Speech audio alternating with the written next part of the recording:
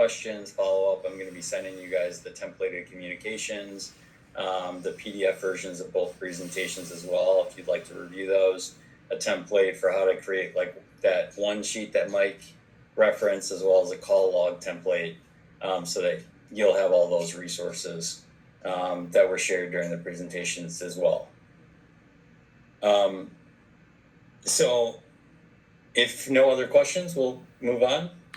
You will get a deck like this tailored to your own child's story in the middle.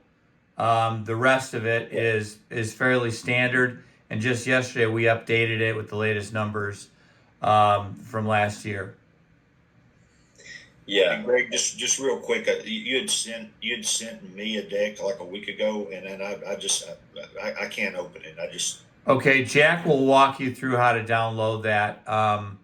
I would definitely encourage you to get with him, because he's walked through a couple people, and it gets stuck on him because he's under 40, and he knows his way around tech. Yeah, under 40. Yeah, I'm the tech guy. Wear many hats. But yeah, I can help you access the presentation, especially when we put one together for your area too, Richard. So the presentation as we have it, although like Mike referenced or Dad referenced that we have updated these numbers, or are updating the numbers, just so that we're really accurate. Oh, hold on one second. My dog. You got a blanket stuck on. Jack just adopted a rescue. His name is Ozzy. Yeah. He just got one of my throw blankets kind of attached to his collar. So he was dragging it around the room. So my apologies. So our opening slide, this is usually what we have up. The QR codes usually doesn't have that drawing on it, but we ask the students as they're taking their seats to please scan the QR code that's up on the screen. It takes them to a pre-survey, which measures their knowledge and attitudes about fentanyl and counterfeit pills before our presentation, and then also after the presentation. So when they fill out the pre-survey, it takes them to a stop page, and then we ask them to keep the survey open and complete the post-survey at the end. And we open this by saying, like, you could help save a life. This data really helps us get into other communities, speak to other schools about the impact that the presentation's having on their students.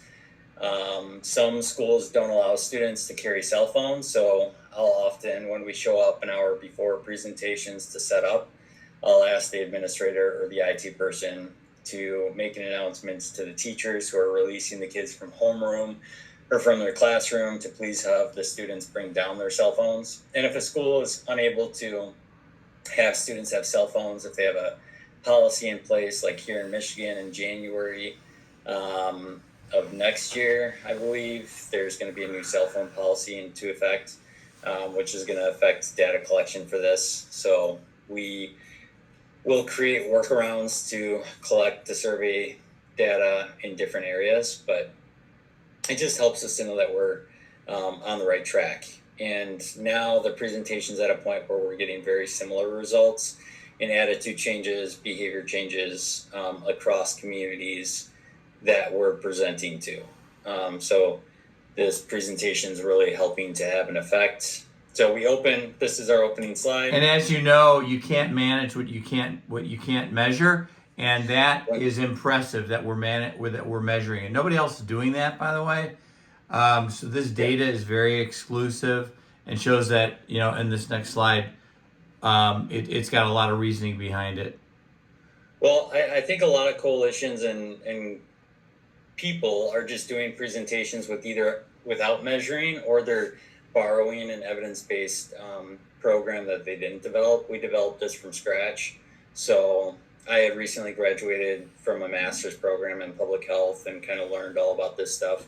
And one of my projects was actually on doing a school prevention program for drug prevention education. So I used the health belief model, got an A on that assignment. So I'm like, I'll apply this to the real world, and I know that the health belief model, which is like a theory of behavior change for if we achieve certain percentage increases or decreases across these attitudes, then we would expect certain health behaviors to be impacted on the student population that we're reaching. And because of those health behaviors, we would expect better health outcomes.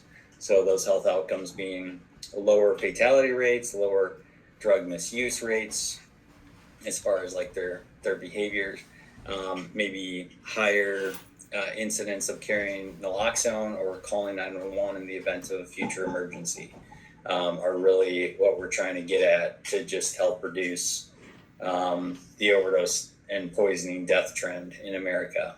So the health belief model pretty much says if we impact the perceived benefits of carrying or administering naloxone, reduce the perceived barriers to accessing and administering naloxone, and then engage students, perceived seriousness or severity of the consequences of using fentanyl or fentanyl possibly containing substances, as well as engage with their perception that they may be susceptible to experiencing or witnessing a drug overdose, and then increase their confidence levels on being able to recognize and respond to a drug overdose, then we're going to impact health outcomes in a positive way, which has been the case in the areas that we've been in, and nationally we're seeing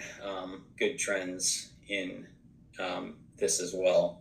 But this is, an evidence-informed and evidence-based model now that we can bring to educators, and that means a lot for school administrators, for grant funding, for a lot of these other actors in the space that otherwise might raise their brow or shrug us off or something. Like, we are doing our due diligence and we're measuring this on a quarterly basis.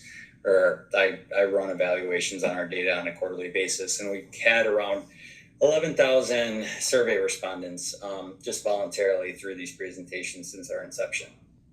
So quite a bit of data. The biggest measurable changes that we noticed are the reduction in barriers to accessing and administering naloxone or Narcan.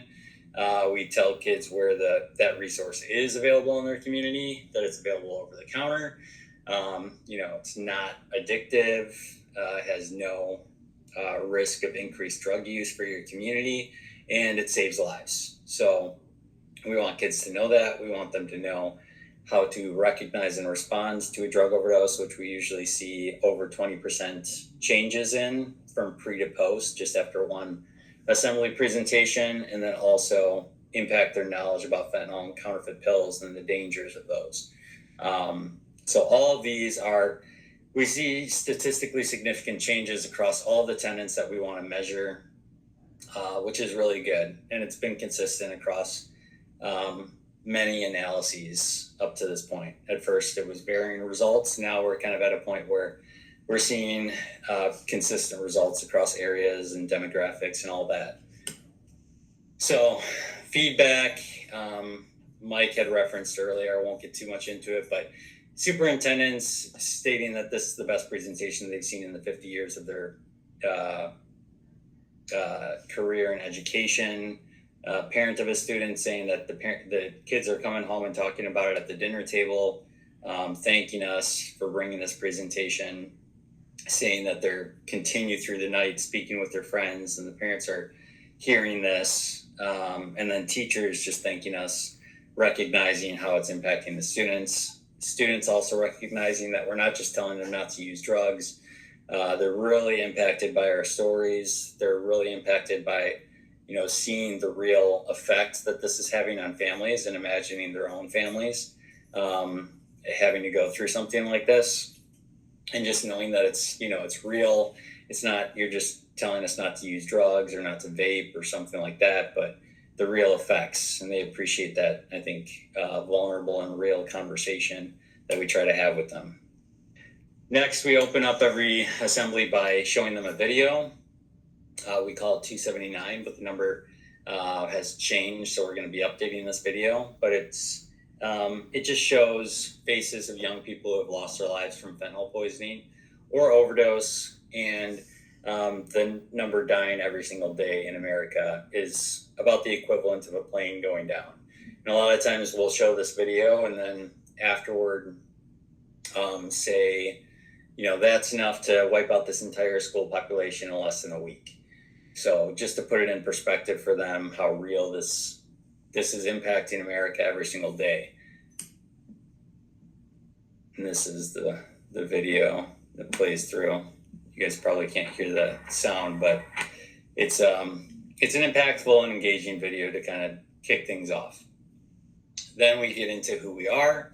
We're a nonprofit organization. Everybody in the organization has been impacted by either drug overdose or fentanyl poisoning and is bereaved. So we're speaking from our own experiences. Our mission is really to establish a world where this doesn't happen to anybody else, especially to young people, which is why we're talking to high school and middle school students the most. We do it ultimately to save lives.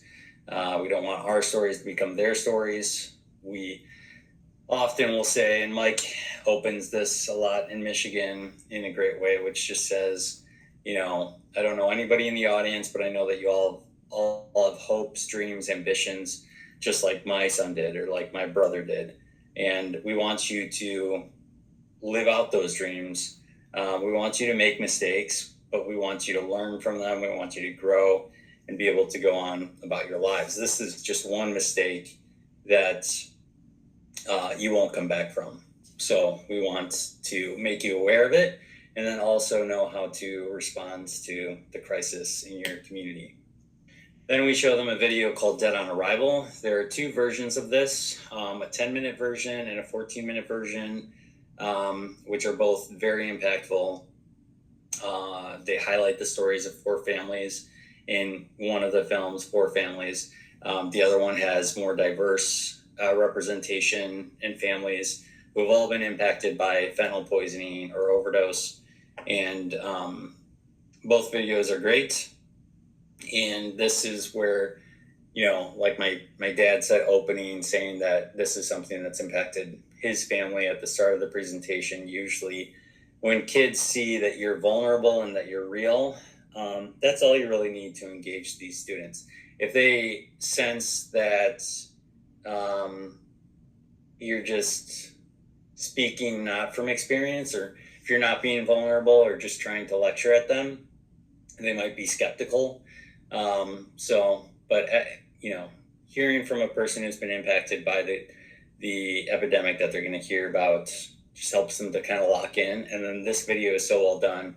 It's won some awards and was made specifically for high school and middle school age populations. So very impactful movie.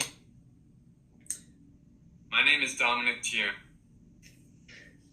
Then after the movie, we'll tell our testimony. So I'll share the testimony of my brother Drew. We have a testimonial worksheet that we lay out how to make these testimonies about 5 minutes in length. It depends on how many people are presenting their testimonies during the given presentation day, because we like to wrap these up in 45 minutes to 55 minutes, but really a normal school period, allowing for maybe 5 minutes of question and answer at the end. And some schools will give us an hour. Some schools will say we need you out of here in 30 minutes. We just adjust based on the school's need. So for a 30-minute presentation, I might show the 10-minute version, wrap up my testimony, and then get through the educational part in about 10 minutes, leave a little bit of room for Q&A at the end. Or if we don't have time, I'll invite students to just come talk to us after the presentation if they do have questions.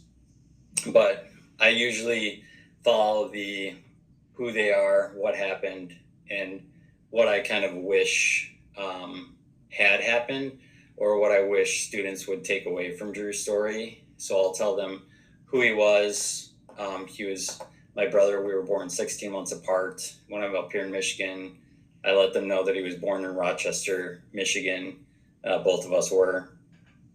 He passed away in Hollywood, Florida, or Plantation, Florida, where he was in a sober living home, but he started experimenting with substances in high school and middle school. Ended up getting a sports injury when he was a freshman in college and broke his collarbone. And from there, he got his first prescription for Percocet. He struggled with a substance use disorder. He eventually asked for help. We got him into a sober living home, and he lived about another year and a half. Beautiful life, volunteering at his local church, working a few jobs. On the outside, he had a very, gregarious and friendly, and he was just an awesome person. I mean, I'm biased, but he was amazing. But he struggled in silence for a long time before he was actually able to ask for help. So one thing that I ask people is, I shared your story not just to make you sad or anything, but nobody should have to struggle in silence.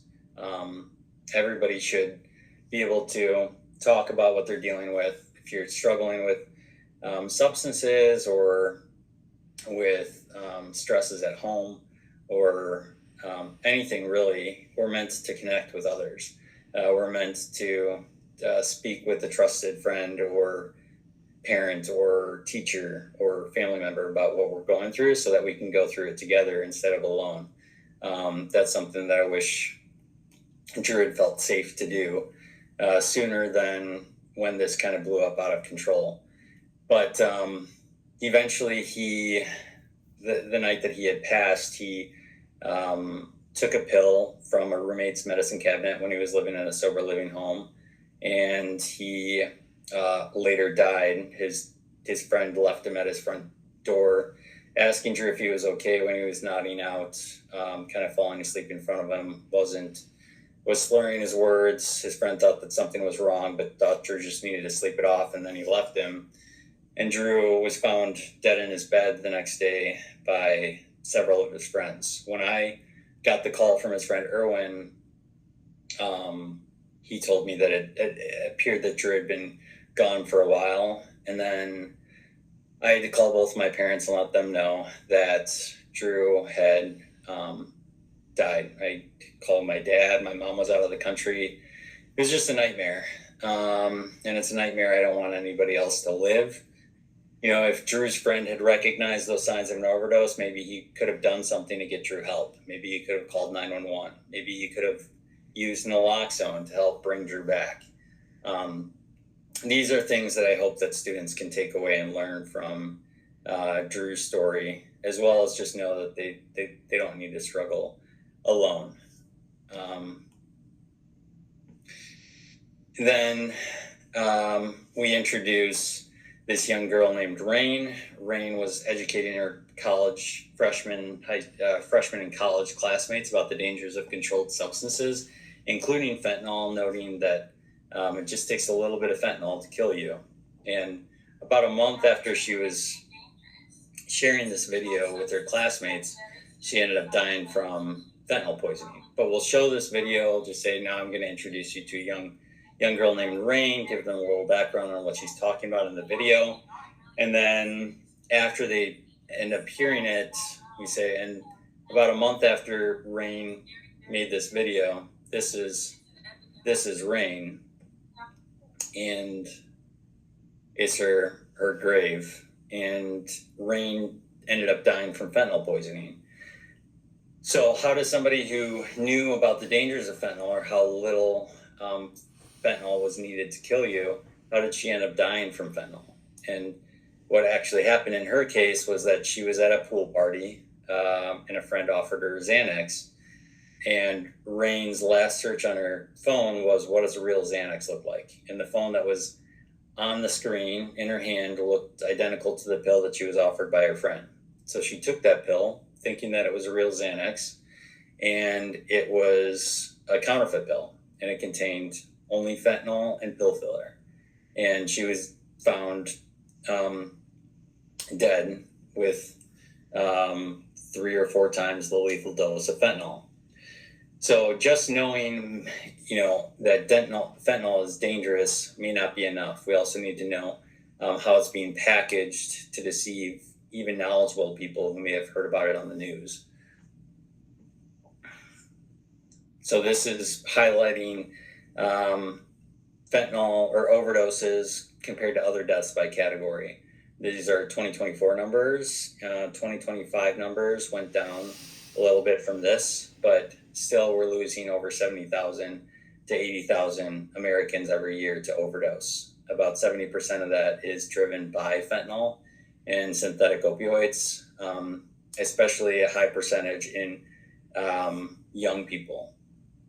And comparing to other deaths by category, it's more people dying in just 1 year than are dying in a 10-year war like the Vietnam War, which is just crazy.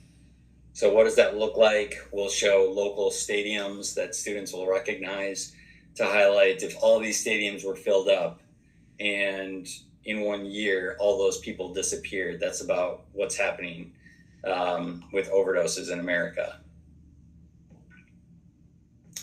Another stadium. It's also affecting famous people. We show Prince, Mac Miller, Angus Cloud. We're working on updating some new ones. Kenyatta gave me some feedback that it might be good to have more diverse faces too for and representation kind of on this slide. So I'm going to update that for our upcoming one too, since we're making changes already. But just to show that this is affecting people from all walks of life. It's affecting, my family. It's affecting homeless people. It's affecting famous people who may have regular drug plugs. We're all getting deceived the same way, and fentanyl is out there and deceiving us all. Angus Cloud, actually, a year before he died, was in an interview saying that the whole drug supply is fentanyl now, noting how dangerous it was. And then he died a year later from fentanyl. Then we explain, what we're going to do today.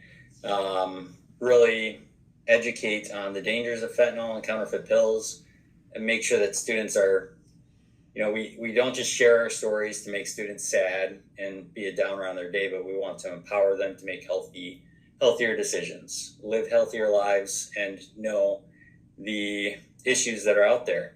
We want them to know about naloxone or nasal Narcan and how to use that to respond to an overdose, as well as recognize the signs and symptoms of an overdose, and then just connect them with community resources, like where to get free Narcan in your community, local coalitions, stuff like that. I often will say, who's heard of naloxone? Not a lot of hands go up. Who's heard of Narcan? More hands go up. And then I explain that Narcan is just the brand name of naloxone. Naloxone is the medication name. So interchangeably, I'll use the two terms throughout the presentation, but they're the same effect. They both reverse the effects of an overdose.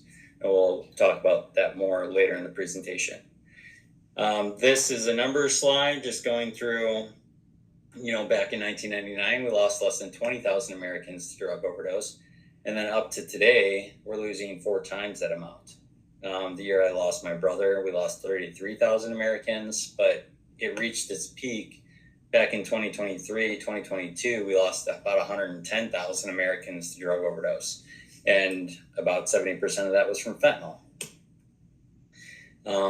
It's impacting the adolescent population at alarming rates. In a 2-year period between 2019 and 2021, there was a 114% increase in that population that was dying from overdose. Only about a third had any history of opioid use or substance use disorder with opioids, but 90% were dying from opioids.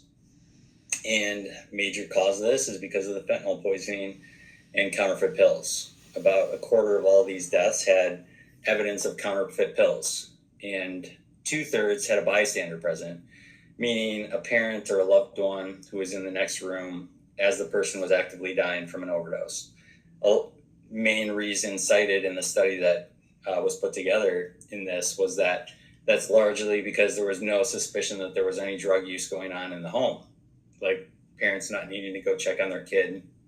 So if these kids are maybe experimenting with drugs for the first time, this is a problem we need to address.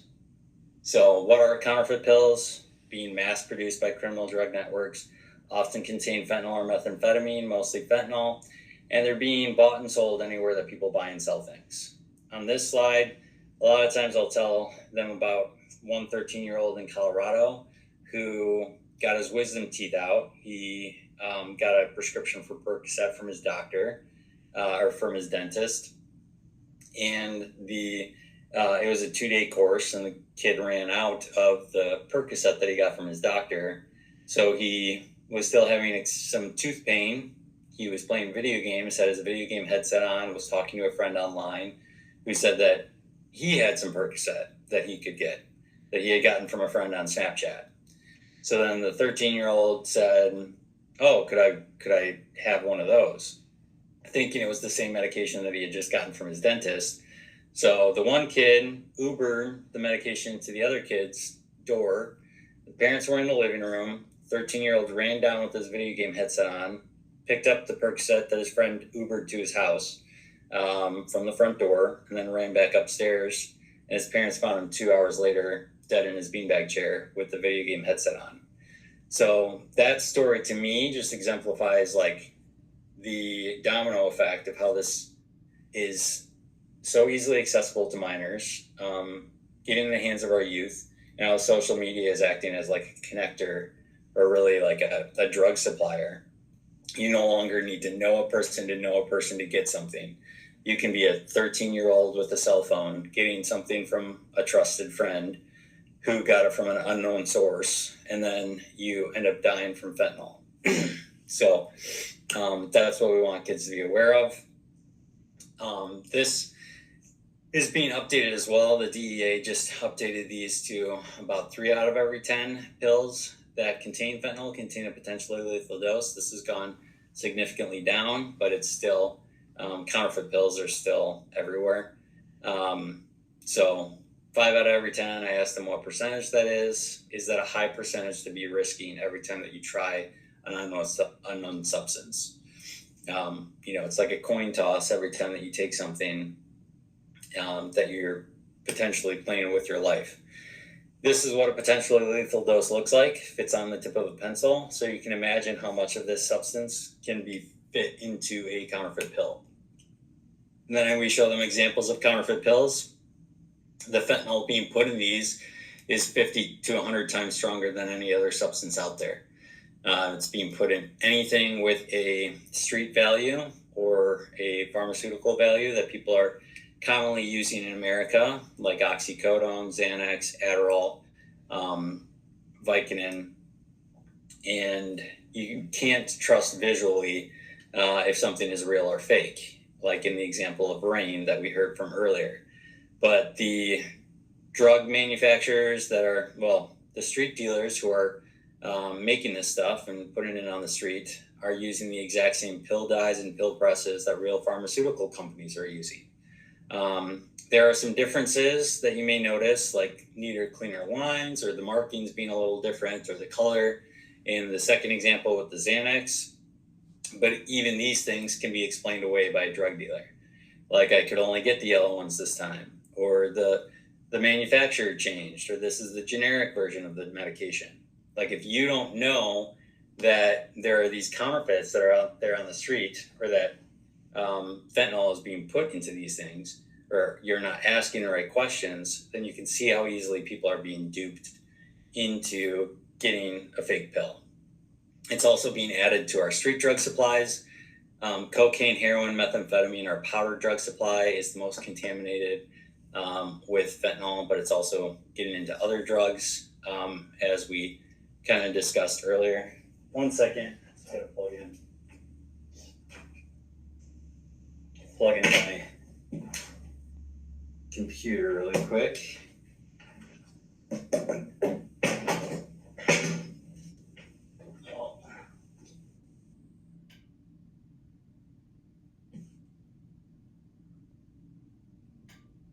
right.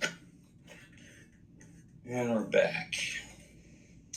So then I go through what is an opioid overdose. So we all have these opioid receptors, these little orange things in our brain and really in any organ tissue in our body. This is because we have a naturally occurring opioid called endorphins, which we have whenever we exercise or meditate or journal or have a social interaction. We get this endorphin rush. People hear about runner's high after running. And because we have a naturally occurring opioid, we have these opioid receptors which can be impacted by pharmaceutical opioids. After a surgery or an injury, a doctor may prescribe these, and these opioids will bind to those receptors in our brain, and first it'll block the signal for pain from the brain to the site of injury. But as those receptors get flooded, it'll not only impact the signal for pain, but it'll also affect the signal for breathing. So the diaphragms will no longer lower and allow oxygen into the lungs. So that is what causes an opioid overdose, is the lack of breathing that the person experiences, and it often looks like a asphyxiation or a drowning. Luckily, there's an effective medication called naloxone or Narcan, which we referenced earlier. It's going to work on fentanyl, heroin, any drug in between that's prescribed by a doctor that contains an opioid. Its sole effect is to reverse the effects of an opioid overdose. And how it works is it actually has a stronger attraction for those opioid receptors than actual opioid molecules. So it's going to bind, like the opioid receptors are going to see that naloxone molecule floating around in the brain. They're going to release the opioids and then grab onto the naloxone molecule, allowing those signals for breath to resume from the brain to the lungs. And when the person starts breathing again, the overdose is reversed. But it's important to note that this only lasts in the body for about 30 to 90 minutes. That's an important window because opioids can last in the body for 12 hours in the case of oxycodone, 72 hours in the case of methadone. There are varying half-lives for these different medications. And fentanyl also has a very long half-life. So when you give this medication, it's important to always call 911 so that you can get more of that on the site where the person may have overdosed because they could re-overdose. Because naloxone does not remove the opioid, it just stops it from binding to those receptor sites and it creates a protective barrier. But when it's metabolized, those opioids could rebind and cause another overdose. So naloxone works on any opioid at any time. It is non-addictive. It can cause a sudden withdrawal, which is an unpleasant experience. But it's routinely used by EMS and first responders. And there will be no effect on the individual if an opioid is not present, which is important because you do not need to be a medical professional to give this medication. If you notice any of the signs and symptoms of an overdose and you give this medication to an infant, to an elderly person, to a dog, to me, to you, and there's no opioid present in their body, it's going to have no effect. If an opioid is present in the body and they are experiencing an overdose, it's going to save their life. So there's only an upside to this medication with use. Obviously, if you give it to somebody who's just sleeping or passed out, they're going to be irritated, but it's not going to harm them. So next, we want to teach you guys the signs and symptoms of opioid use versus an overdose. So use is going to kind of look like when I give my brother's testimony, I'll say in the case of Drew, he was nodding out, he was falling asleep, he was slurring his speech, his muscles may have been slack or droopy, his eyes may have been constricted or small. Those are all signs of opioid use. But he was still responsive when his friend asked him if he was okay. He was on his way to overdosing, but at that time he was still just exhibiting these signs of use. Some of these things can be explained away, like, maybe they're tired, maybe they're, sleepy or groggy or having a bad day or something. But one of the hallmark signs of opioids is the pinpoint pupils. So it's normal for our pupils to react to light. When we go into the bright outdoors, our pupils are going to get small to protect the back of the eye from too much light exposure. And when we're in a dark lit movie theater or room, the pupils are going to dilate to allow more light to hit the back of the eye. But when we're on an opioid, our pupils are going to get small and they're going to stay small no matter what the light exposure. So that's a hallmark sign of opioid use. Now you're going to see those small pupils in an overdose as well. But now, instead of the person being responsive, the person is not responsive. We know that opioids affect the breathing center in the brain. So we're going to see no breathing or shallow breathing. And because of that lack of breathing, we're going to see lack of oxygen circulation, which is going to show up as skin discoloration. Usually in the thinner skin areas, like the fingernails and lips, are going to turn blue or purple. In lighter skin folks and in darker skin folks, it's going to be a gray or ashen appearance. And they may look very pale or clammy. The key is that they're just not going to respond, though. If you shout their name, if you shake their shoulder, they are not responding to you. They are overdosing. So we have 5 steps to save a life. First step, we always tell kids, call 911. A few reasons for this. Well, first, we're going to shake and shout to see if it's an overdose. Shout their name, shake their shoulder. If they're not responding, we're going to call 911. A few reasons for this. That dispatcher is going to be able to walk you through other life-saving measures to help sustain that person's life. They're also going to walk you through how to administer naloxone or perform chest compressions or rescue breathing, CPR, things like that. It also enacts the Good Samaritan Law, which in the state of Michigan protects anybody who has, this was put into place in 2016 because people were often dropping off friends in an ambulance bay or leaving friends for dead when they were overdosing in a bathroom or at a party. This law prioritizes saving lives over prosecution.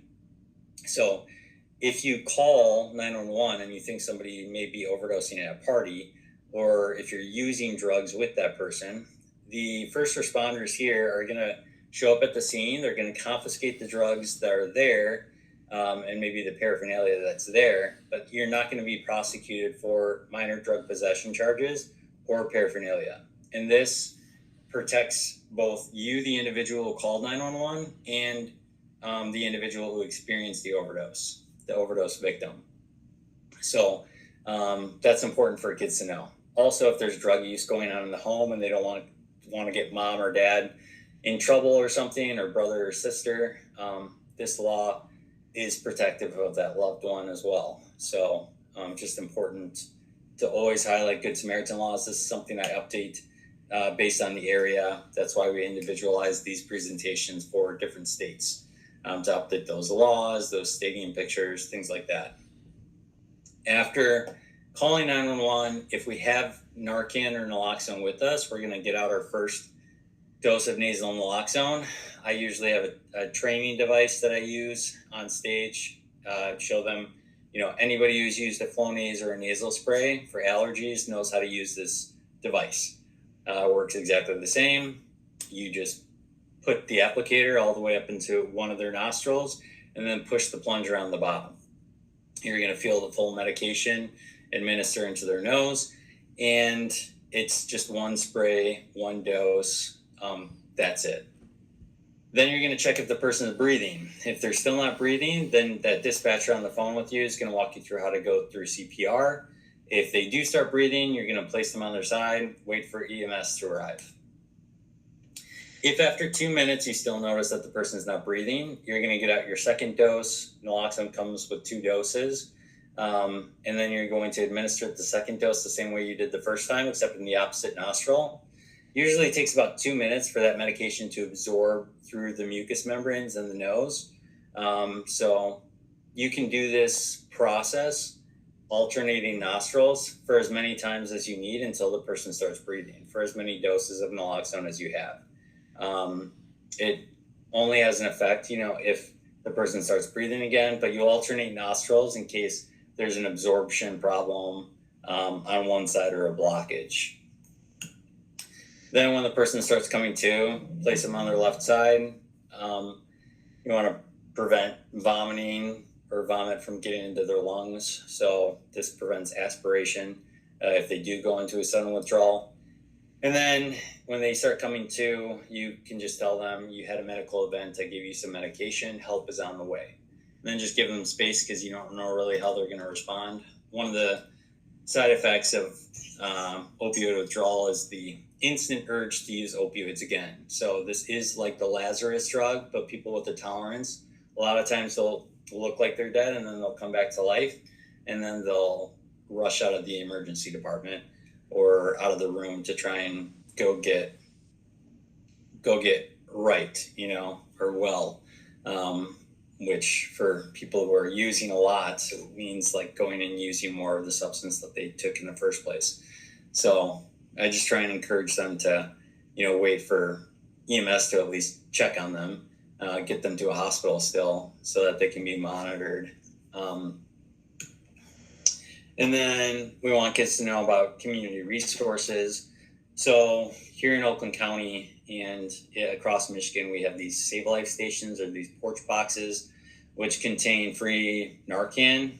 Richard, down in Mississippi, I'm sure that, there are some resources that we can highlight, often local coalitions.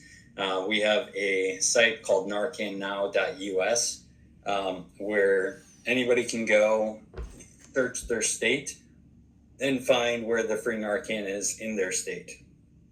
I need to update that for Mississippi still, but that is a domain that we own. So I'll update that as well to find out where we can get free Narcan in your state, Richard. But Narcan is also available over the counter. It usually has a $45 to $60 valuation by buying it over the counter. So we try and connect kids with free Narcan because it's often available in many states and communities.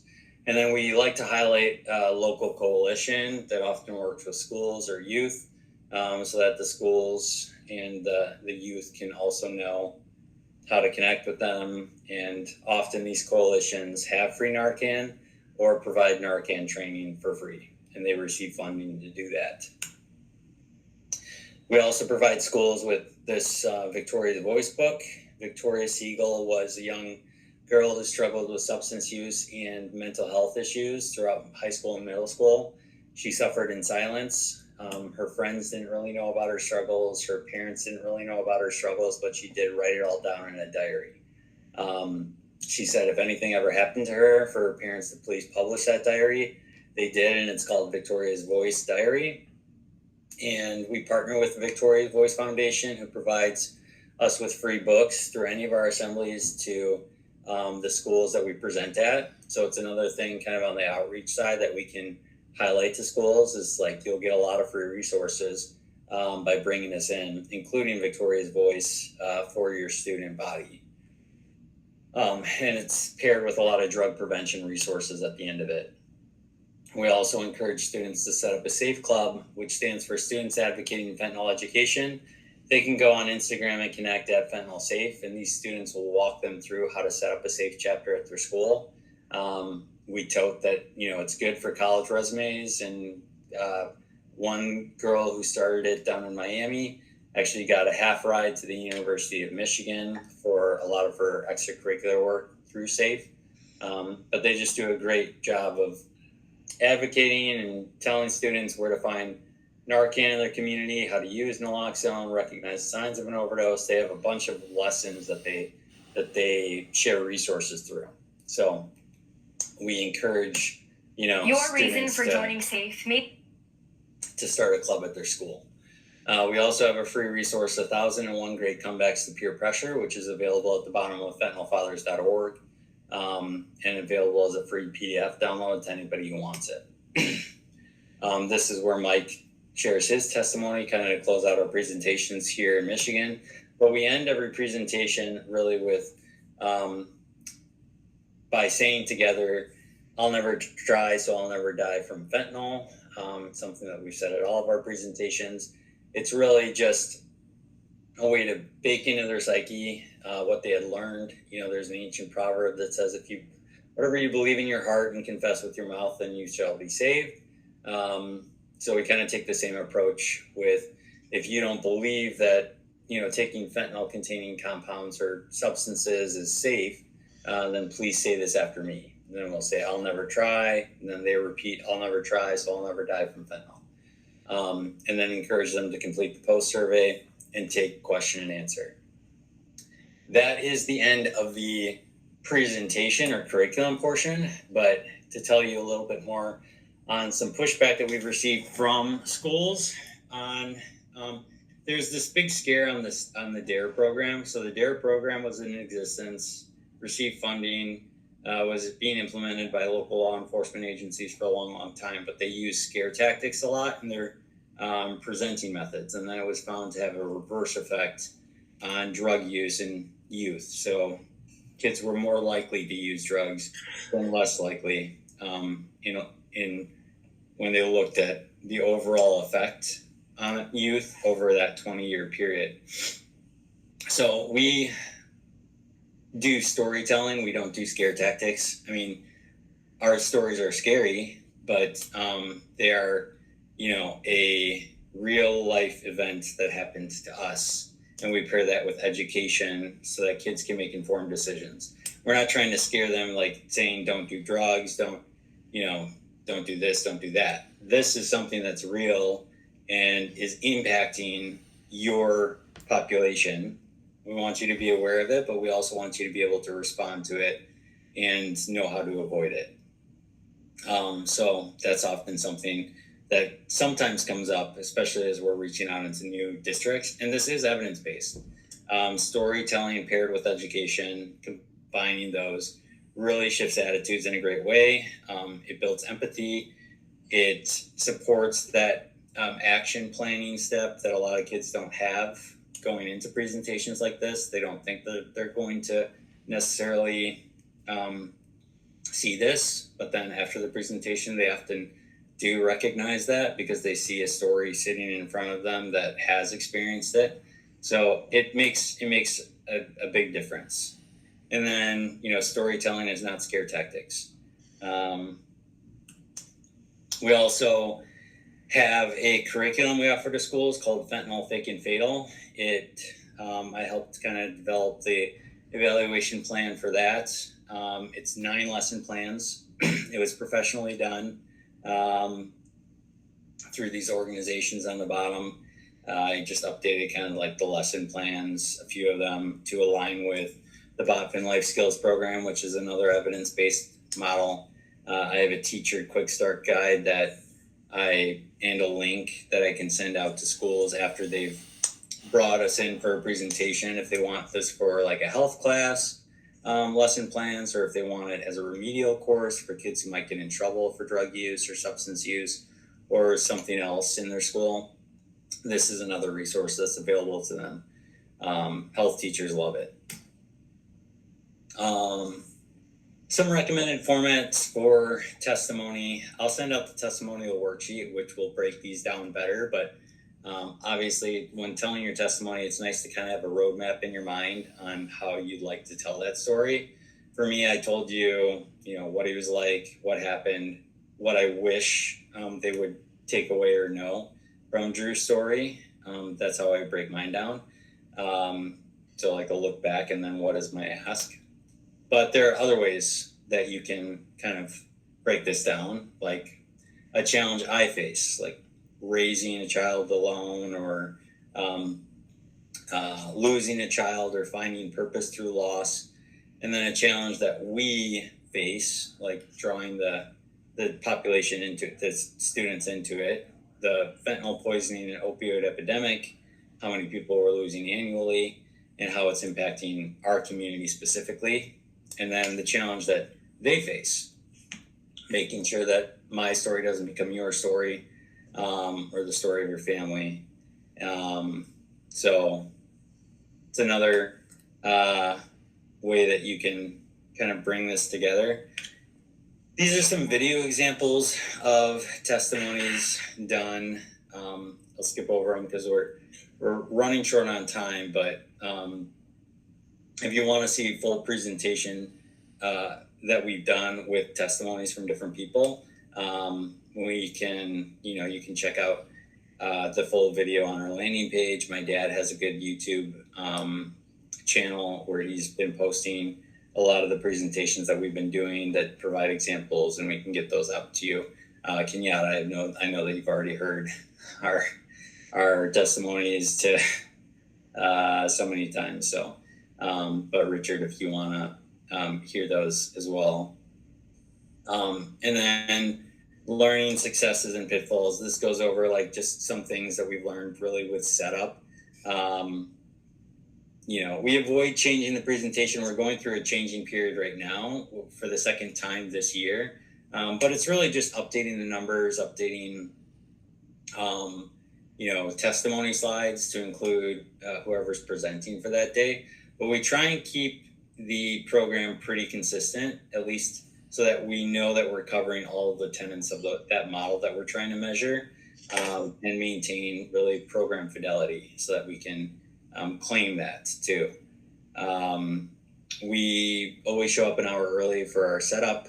We have the presentation on a USB, so we have to download that from often Google Drive. So Richard, I'll walk you through how to do that as well, because it's not always as cut and dry. It's different for maybe Mac versus PC, but I'm available as a resource and can help anybody kind of walk through this. And Do you run into it at the schools you say you use their computer?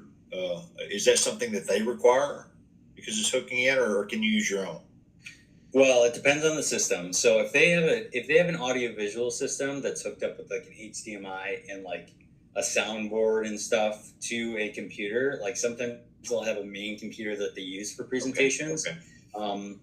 But I went to a school last week, Redford Academy, and they gave me a Chromebook. Chromebook doesn't have PowerPoint on it. It's kind of like a computer, but it's not really a computer. I always bring my own laptop. I always bring my own USB. I bring my own Bluetooth speaker, and I bring my own clicker. Yeah, Bluetooth, clicker. But we asked them to have all that ready as well.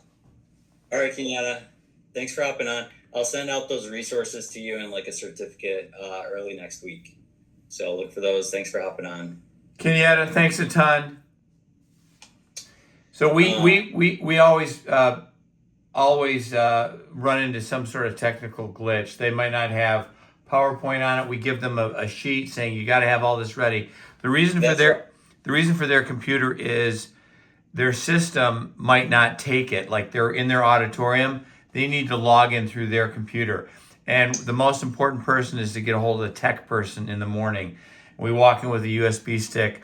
Lately, like in New York, they've been switching to Apple. And I'm buying USB sticks with also the Apple on the other side of it. They're really small that you can buy them at Walmart.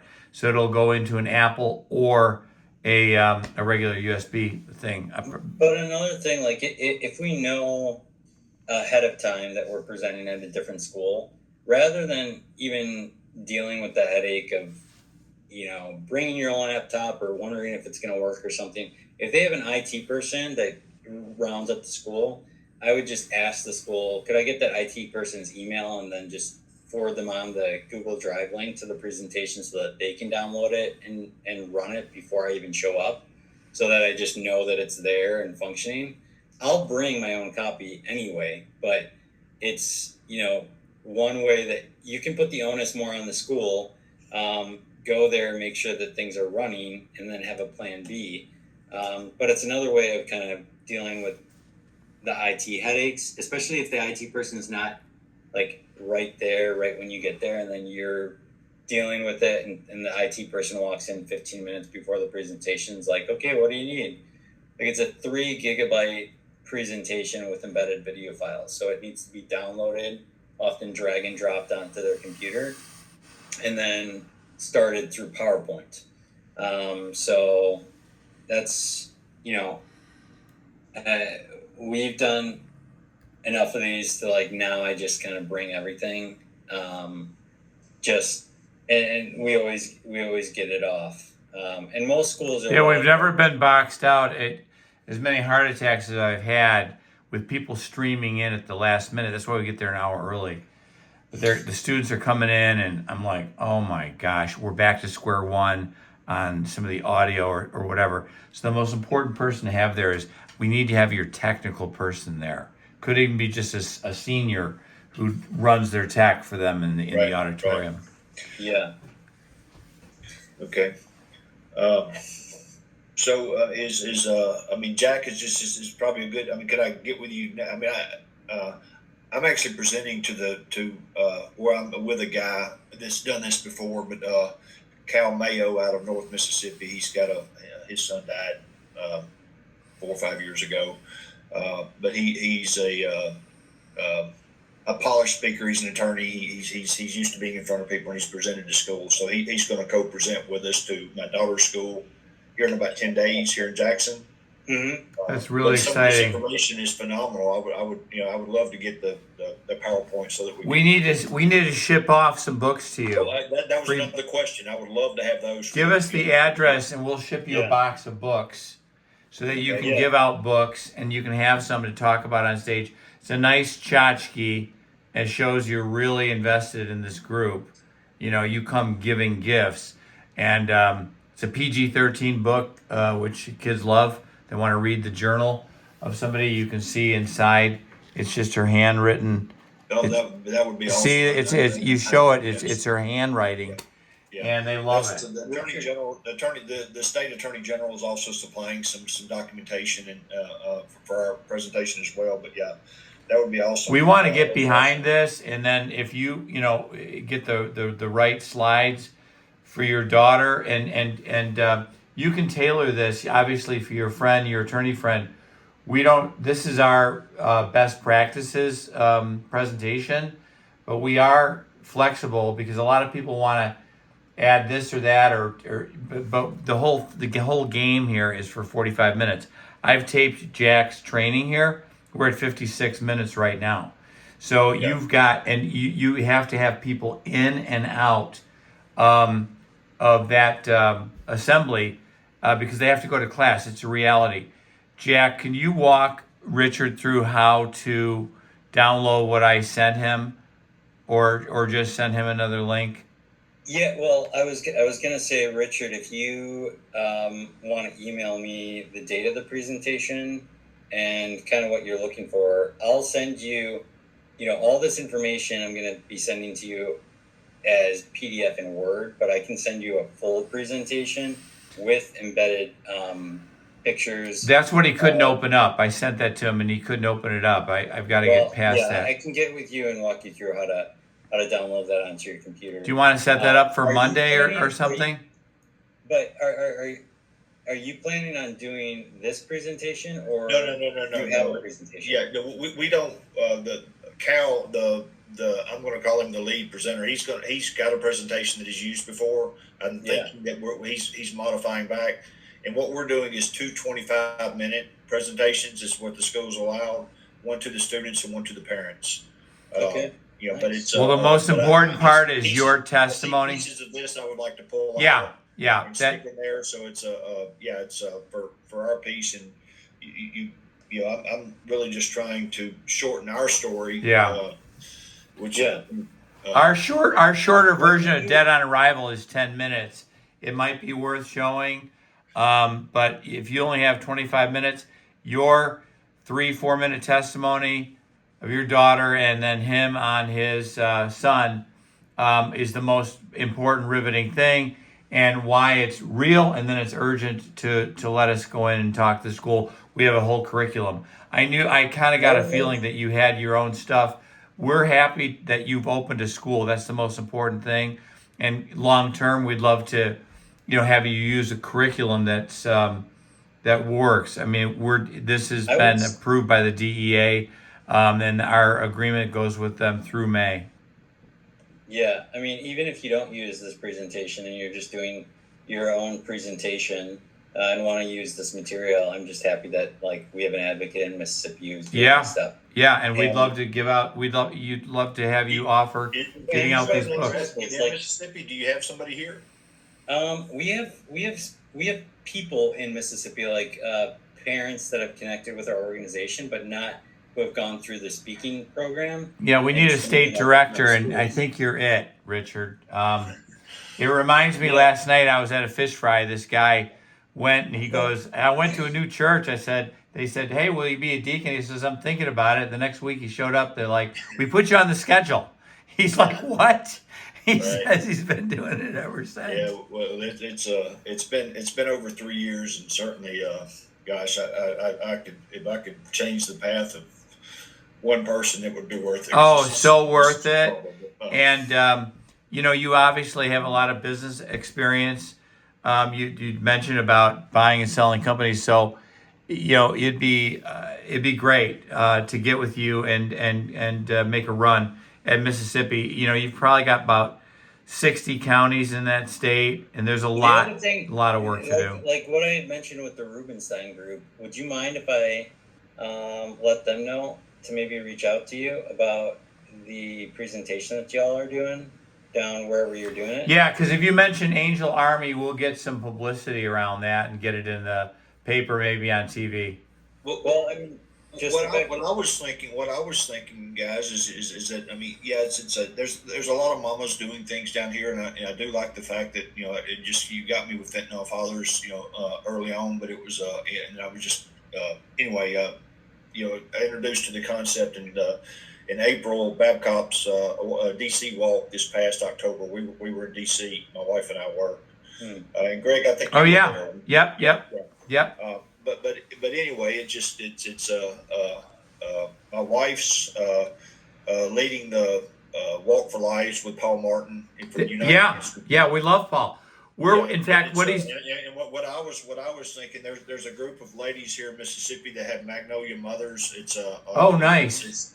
It's several, but I'd kind of envisioned Magnolia Mothers, Fentanyl Fathers, and the United Fentanyl table in the middle, so that we could set up 3 tables there. I love it. We have a great tablecloth. I got to find out where that Fentanyl Fathers is. We ordered another one. It's everybody's out on the island doing this on their own, and it's just it's not effective. It's not effective. No, you're absolutely right. And what Paul Martin made a generous offer. April was going to step back a little bit this year from doing the walk, but everybody's used to going on the walk.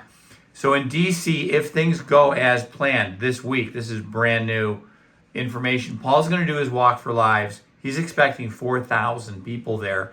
The national one, after they do the local ones in June, the one in September should be 4,000 people. We're going to do the training you just sat through today in a more extended format. It's called the Angel Army Ascendancy. And we're right now in very detailed negotiations with the largest hotel in DC, the Marriott, to book about 250 rooms for Angel Army to come in and do that. So stay tuned for that. That's coming up. Yeah. Paul has his separate event, but he will help send people our way for training who want it. Right, And that makes a lot of sense. we're scheduling that around his walk so that we're not conflicting. The point of Angel Army is to hopefully bring people kind of together around what they're doing with stuff.